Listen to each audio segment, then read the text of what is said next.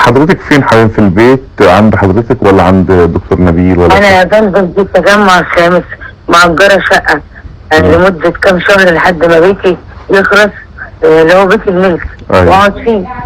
تمام. بنزل بقول لك مش سعيد، مشيت كل الناس اللي كانوا جواسيس ليه. مفيش فايدة.